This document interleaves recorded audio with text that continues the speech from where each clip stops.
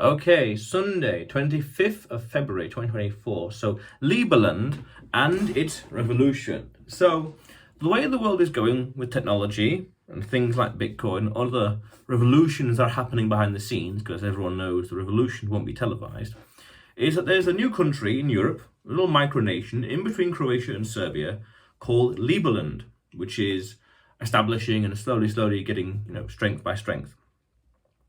And the president there, Vit Jedlica, now interestingly, years ago I had him on a podcast as a guest because I met him in London at a libertarian conference, little event, in, I want to say, January 2018, late January 2018, but still. So I had him on my podcast years ago, and that's when Liberland, and just before that as well, first came to my attention in 2018 and 17.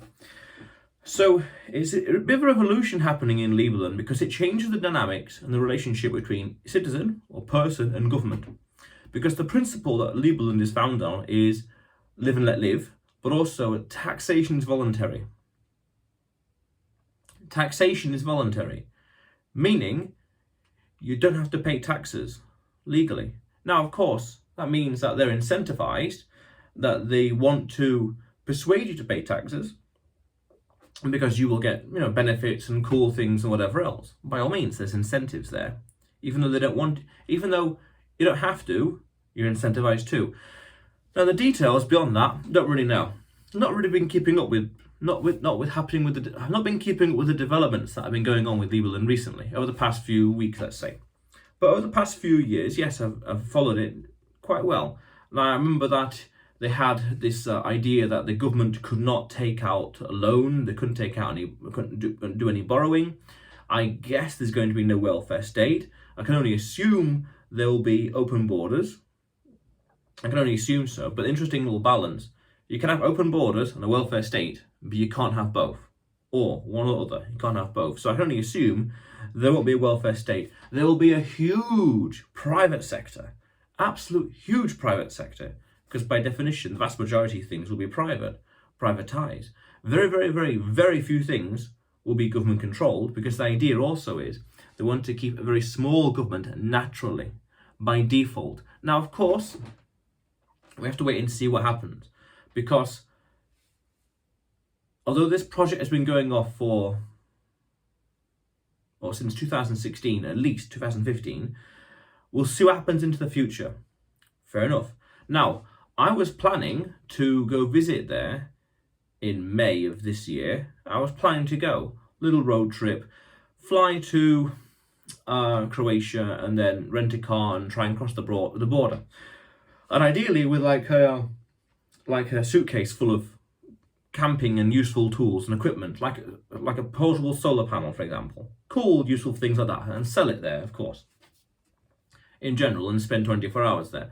But I was a bit dubious, like, if I go there, what am I going to do? What's the end goal? If I go there just to see it, just for the intrinsic benefit of saying I've been there, yeah, by all means, I could do that. But if there's no mission, no real grand purpose, go there or sell stuff, yeah, I'm a bit apprehensive. Now, interestingly, over the past few months, I did have some business ideas that I could establish over there, like a water company, take water from the Danube, purify it, clean it, and sell it. That was an idea. Or even bakery, some fashion like that. Start a bakery. That'd be pretty cool, very down to earth, hands-on, really beautiful little business. By all means, yeah. But the other thing is, I was looking at the cost of getting a passport there is, right now, bear in mind, right now, it looked like it was promising a lot and there wasn't much there to offer tangibly. You spend a few $1,000s getting a passport, and a passport sometime in the future, we'll wait and see, by all means, optimistic. And this passport doesn't really give access to any country in the world. Fair enough, it's early days, but it costs money, but okay, fair enough. And I'm optimistic and hopeful for the future, but just showing observations. But this principle also, not needing to pay taxes, is profound, because I heard a long time ago, in roughly 2008, by of all people, interestingly, Michael Savage on his radio show, when he was putting clips of it on YouTube back in 2008, all right, maybe 2009. He had this interesting phrase back then, I remember, saying that governments should treat the citizens not as citizens per se, but as customers. And I was like, well, what does that mean? Tell me more. And learning more. And I come across, years later, this book called The Sovereign Individual that talks about how through technologies, these days we would say Bitcoin, through technologies, the incentive is for people to go where they're treated best in life. They're going to go where there's the best, where their money and they themselves are welcome, most celebrated, so to speak. They're not going to be tied up to a certain place that's punishing them financially or through taxes or whatever else, or inflation or standard of living going down, things like that. They're going to leave. And if they leave, what are they going to take with them? Not just this, the mental, that their talents, but their business, their capital, their connections, possibly. And who knows what else, other things that are yet to be enumerated. And if they leave, what does that mean? That the country is going to be hollowed out by its own mismanaging of its relations with the citizens. They're going to leave. Where they're going to go? Well, they're going to go naturally where they're treated best. Now, that's subjective value and opinion. Where I could be treated best is different from where you could be treated best. That's life. But if there's a place that has 0% tax by default, because it's all voluntary, and that's a key word there, voluntary, what do you think is going to happen? People are going to go to the country. Makes sense. It's very logical. Why pay all this tax when over here is zero by default? Now, you could say you don't get many benefits for that. You don't get many perks, let's say, but still the point still stands at 0%. So that, the Liberland experiment, project, country, is going to change, more than likely, change the relationship between citizen and government. Because if one country is doing that kind of system and they're going into the future, they're using, say, the cryptocurrencies and different kinds of technology there to be much more, let's say, futuristic advanced, then, and they're successful over the next 10, 20, 30, 40, 50 years, what do you think that's going to do with regards to other countries today and how they're going to look at that success as a use case? They're going to think, well, we need to apply some of these things, especially if they see the critical mass of people in their own country leaving. Now, of course, if the vast majority of people don't know about it, are totally ignorant to Liberland and never heard of it and are not benefiting from it because they don't know about it, then the government's not going to worry. It's not going to affect the rest of the world because no one knows about it. If no one knows about it, who cares? What is it? It's nothing. But if the project grows, and I do want it to grow, by all means, I want to see it grow, and I'm still tempted and interested in visiting, by all means. And it's not far, it's in Central Europe, Eastern Europe, South Central Europe, fair enough.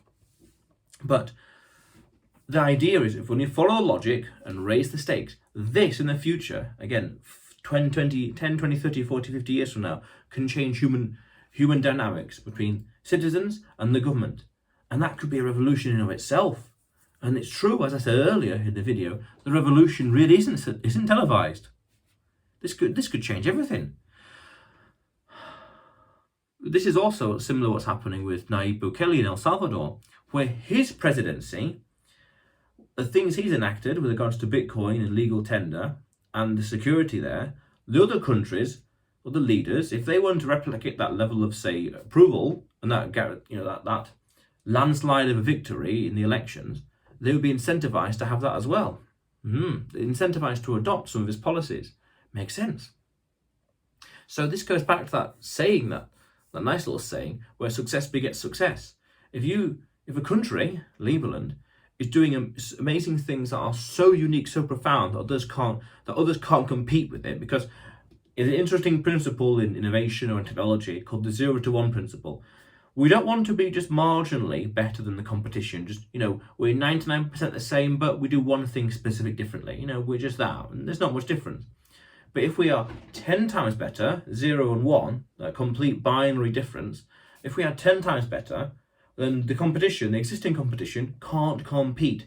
They do things, they can't do simply what I do, for example, up here. It's just completely different and completely better, and it's a no-brainer. So as these projects in general, or as this country increases and is more successful, then that means other countries in the world are likely going to adopt that because they want to retain the people, retain the brain power, retain the wealth, retain the working productive class. Remember, Atlas Shrugged. Retain those people, and they're not going to go to these countries, and they're going to have to compete. Meaning, the way the world is today will change completely if we follow this logic in 15, 30, 45 years. And interesting to note that every 15 years, the world is generally different. 15 years ago, completely different world. 30 years ago, it's like caveman ages, completely different world. So it's on that regard, then it's quite reasonable to assume that in 30, 60 years from now, Liberland would, by leading the way, cause a revolution, cause a change, a grassroots revolution with regards to how governments treat citizens. Logic is there, by all means. We'll have to wait and see, of course. And, I'm still open to the idea of one day visiting. I've met the president, had him on a podcast years ago, so by all means, when could I go? I don't know. And to go there would not be easy either. Getting a flight to Croatia is the easy part, that's not a problem. It'll be crossing the border, getting to the border, crossing the border. Where would I stay? Okay, fair enough. You could say, 24 hours, a weekend, why not? Stay in Liberland, logistics, life, then come back, so we'll see. But that's a little interesting observation, where because this country is a bastion of freedom, where people would want to go there to be treated better, then where are they all going to go? They're going to go to Liberland, and the countries are going to realise that they're missing out on something. The talents, again, Atlas Shrugged, all the people are going here. It makes sense, it's very logical.